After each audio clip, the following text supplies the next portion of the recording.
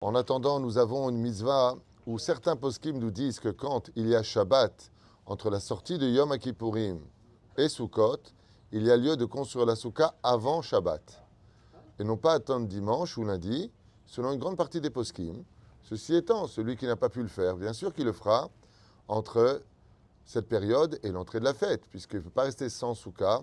Et combien cette mitzvah est si précieuse, puisque chaque seconde dans la soukha, même à rien faire, est une mitzvah où chaque seconde vous créez un ange blanc, chose qu'on retrouve très rarement, si ce n'est que dans 3 autres mitzvot, qui sont de vivre en Eretz Israël, où tout le corps participe à la mitzvah. Comme ça dit la Gemara, donc Tubot 111 Amoud Aleph. Tout celui qui fait 4 pas en Israël. Le deuxième, c'est Shabbat, quand tu rentres dans Shabbat, ou plutôt Shabbat qui vient rentrer, puisque c'est Shabbat qui s'invite. Boïkala, Shabbat, Malketa, quand on rentre Shabbat, c'est pas la Knesset Agdola qui décide, c'est pas les témoins qui décident quand va tomber la Néomi, c'est Shabbat qui s'impose toutes les semaines.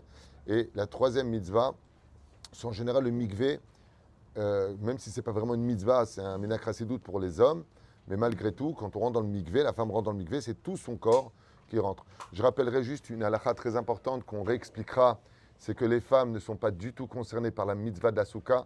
Elles n'ont pas la mitzvah d'y manger, elles n'ont pas la mitzvah de dormir, et encore moins de dire la bénédiction pour les Sfaradim, les chefs Basouka.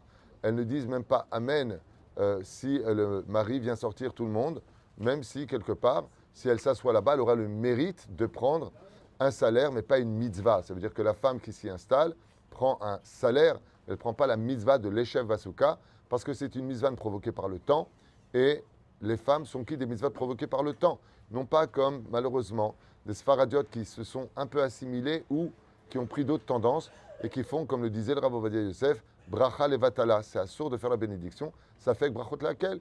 Donc même pour les sfaradiotes qui prennent d'autres minagim, faites attention, vous êtes né sfarad, vous avez des lois qui vous concernent. Allez voir vos rabbanim, vous vous baiserez Hachem, chacun, comme Shekato, va se harav, aseh ma shegid lecha harav.